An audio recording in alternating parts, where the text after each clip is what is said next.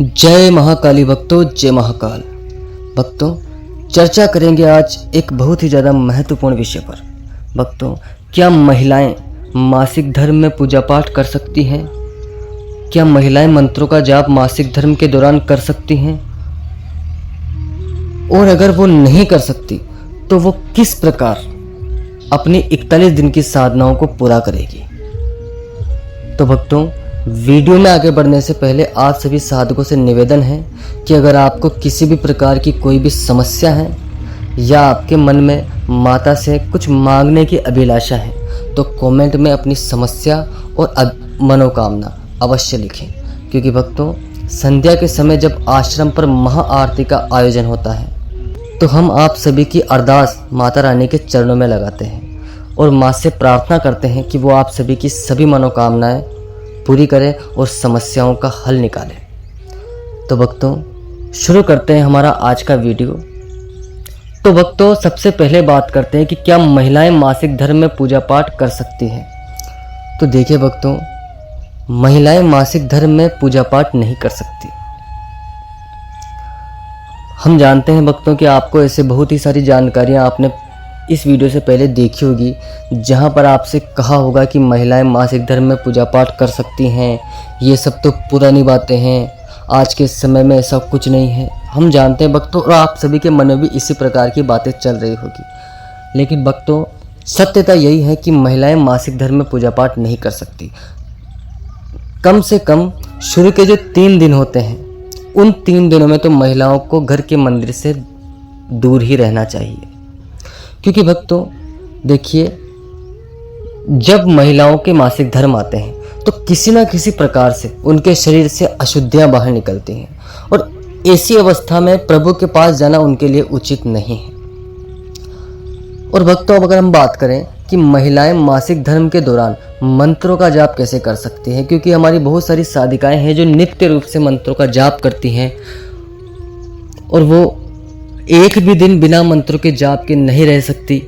तो ऐसी जो साधिकाएं हैं, ऐसी जो भक्त हैं हमारी, उनके लिए हम ये कहना चाहेंगे कि आप मन में जाप करें। अगर आप मासिक धर्म के दौरान मंत्रों का जाप करना ही चाहती हैं तो आप माला का प्रयोग बिल्कुल भी ना करें। आप अपनी आंखें बंद करें, ध्यान अवस्था में बैठें और मन के अंदर, आपके होंठ नहीं हिलने चाहिए, मन के अंदर ही आपको मंत्रों का जाप करना है।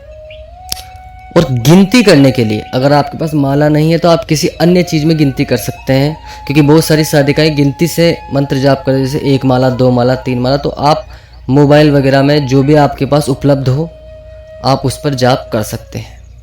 लेकिन मेरी सभी साधिकाओं से निवेदन है कि देखिए कि मंत्र सभी प्रकार के होते हैं। आप कुछ मंत्रों का जाप इस अवस्था में कर सकते हैं, लेकिन कुछ मंत्रों का जाप आप मासिक धर्म के दौरान मन में भी नहीं कर सकती। जैसे कि काली माता का एक बहुत ही प्रसिद्ध मंत्र है जो मैं आपको बार बार अपने वीडियो पर बताता रहता हूँ कि ओम क्रीम कालिकाय नमः। तो इस मंत्र का जाप महिलाएं मासिक धर्म के समय नहीं कर सकती। अपने मन में भी इस मंत्र का जाप आप मासिक धर्म के समय नहीं कर सकते। अगर जो हमारी साधिकाएं हैं वो मासिक धर्म के समय मंत्रों का जाप करना चाहती है तो वो ओम क्लीम कालिकाय नमः का जाप करें। क्योंकि भक्तों, ओम क्लीम कालिकाय नमः मंत्र और ओम क्लीम कालिकाय नमः मंत्र में बहुत ही ज़्यादा अंतर है। ओम क्लीम कालिकाय नमः मंत्र उग्र रूप को दर्शाता है माता की, और ओम क्लीम कालिकाय नमः मंत्र माता के प्रेम रूप को दर्शाता है। तो जो साधिकाएं हैं जो अगर मासिक धर्म के समय मंत्र का जाप करना चाहती है तो ओम क्लीम कालिकाय नमः मंत्र का जाप करें और अपने मन के भीतर करें। और अगर आपको किसी गुरु ने गुरु मंत्र दे रखा है तो आप उसका जाप भी कर सकते हैं, लेकिन अपने मन के भीतर। देखिए भक्तों, हम जानते हैं कि कुछ साधिकाओं को यह बात बुरी लगेगी कि गुरुदेव हमें इस प्रकार कह रहे हैं कि हम ऐसे समय में मंत्रों का जाप नहीं कर सकते। लेकिन देखिए, आपको ऐसी जानकारी देने वाले हजारों मिल जाएंगे जो आपको बार बार कहेंगे कि आप मंत्रों का जाप कीजिए, कोई फ़र्क नहीं पड़ता। ये इस प्रकार की बातें करने वाले आपको, मुझे पता है, बहुत सारे मिल जाएंगे। लेकिन सत्यता की अगर आप बात करें तो भक्तों, हमारे आश्रम पर भी जब हमारी जो कुछ साधिकाएं हैं, अगर वो मासिक धर्म के समय आ जाती हैं तो वो मंत्रों का जाप करती हैं, लेकिन अपने मन में करती हैं। प्रभु के मंदिर के अंदर नहीं बैठती, कहीं भी खाली जो प्रांगण है वहाँ बैठकर वो अपनी आंखें बंद करके ध्यान अवस्था में जाकर मंत्रों का जाप कर लेती हैं। तो उससे भी उन्हें वही फल प्राप्त होने वाला है जो उन्हें अंदर बैठकर मिलेगा। भक्तों, मन का जाप, देखिए भक्तों, मंत्रों का जो जाप है, जो हमारी साधिकाएं हैं, मैं उनके लिए खास रूप से ये बात बता दूं कि अगर आप किसी मंत्र का जाप जोर जोर से बोलकर करते हैं तो उस मंत्र का जो आपको फल है वो मात्र 20% मिलता है। और अगर आप मंत्र का जाप इस प्रकार करते हैं कि आपकी आवाज़ बाहर नहीं जाती और आपके होंठ हिलते रहते हैं, तो इस मंत्र का जो फल है वो आपको 50% मिलता है। लेकिन अगर आप किसी भी मंत्र का जाप अपने मन में करते हैं तो इसी का फल आपको 100% मिलता है। तो कोशिश ये करें कि आप अपने मन के भीतर जाप करें। देखिए, अगर हम ये जानते हैं कि मन के भीतर जाप करने में थोड़ी कठिनाई होती है, इसीलिए तो इस मंत्र की इतनी महिमा है। इसलिए तो मन के अंदर अगर आप मंत्र का जाप करते हैं तो आपको इतने अच्छे उसके परिणाम प्राप्त होते हैं। तो आप धीरे धीरे कोशिश कीजिए, अपने आप आपको अपने मन के भीतर मंत्र जाप करना आ जाएगा। देखिए क्या होता है कि धीरे धीरे जब हम मन में मंत्र जाप करते हैं तो मन में मंत्र जाप करते करते कभी कभी हमारे होंठ हिलने लग जाते हैं। तो कोई समस्या नहीं है, आप हिलने दीजिए। वापस आपको जैसे पता चले वापस आप मन के भीतर मंत्र जाप कीजिए। इस प्रकार के आप कार्य कीजिए, धीरे धीरे आपको जो अनुभव है वो हो जाएगा। देखिए भक्तों, जैसे कि आज अगर हम साधना करने बैठते हैं तो आप हमें 3 दिन 4 दिन जब तक हम चाहें तब तक हम अपने मन के भीतर जाप कर सकते हैं। हम ना हमारा होंठ हिलता है और ना ही हमारे मस्तिष्क में भी वो मंत्र नहीं आता, हृदय के अंदर हमारी धमनियों में ही मंत्र दौड़ता रहता है। तो ये अनुभव की बातें, धीरे धीरे आपको अनुभव हो जाएगा इन बातों का। तो आप समझ गए होंगे कि आप ऐसे समय में मंत्रों का जाप किस प्रकार करें और पूजा पाठ आप बिल्कुल ना करें। अब बात करते हैं कि मासिक धर्म में कितने दिन आपको ऐसा करना है। तो देखिए, जब तक आप अपना शीश नहीं धोती, जब तक आप अपने बाल नहीं धोती, तब तक आप ऐसा करें। अगर आप 3 दिन में अपना सर धो लेती है तो आप 3 दिन बाद मंत्र जाप शुरू कर सकते हैं। अगर आप 5 दिन में सर धोती है तो 5 दिन में करें, और 7 दिन में धोती है तो 7 दिन में करें। देखिए, तो उम्र के हिसाब से चलता है। अगर किसी महिला की उम्र 50 से ऊपर है तो वो 5 दिन में करेगी, और किसी की, अगर जो हमारी बहनें हैं अभी युवावस्था में, तो वो जो 20-25 साल की हैं वो उनको 7 दिन निकालने पड़ेंगे आराम से। तो इस प्रकार मंत्रों का उच्चारण करें, और इस प्रकार मंत्रों की कैटेगरियाँ बांटी गई हैं कि आप किस प्रकार किस उम्र में मंत्र जाप कर सकती हैं। तो मैं आपको साफ सुथरा रास्ता बताता हूँ, आप इतने गहराई में ना जाएं। जिस दिन आप सर धो लें उस दिन आप मंत्र जाप करना शुरू कर दें। चाहे आप 3 दिन में धोते हैं तो आप 3 दिन बाद मंत्र जाप कर सकती हैं। अब भक्तों, बात करते हैं कि अगर कोई महिला है हमारी साधिका, अगर वो साधना करना चाहती हैं तो साधनाएं तो 41 दिन की भी होती हैं, 91 दिन की भी होती हैं और 108 दिन की भी होती हैं।